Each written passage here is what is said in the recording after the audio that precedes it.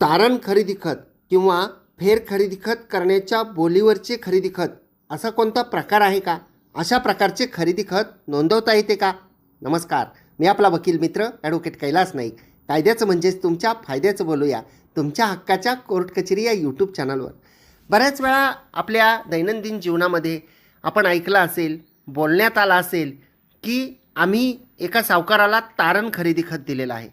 आम्ही एका सावकाराला खरेदी खत फिरवून देण्याच्या अटीवर खरेदी खत दिलेलं आहे आणि काही पैसे घेतलेले आहेत.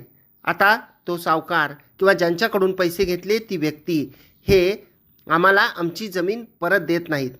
आम्ही तर फेर खरेदी खत घेण्याच्या बोलीवर पैसे घेतले होते किंवा ते खरेदी खत हे तारण खरेदी खत होते.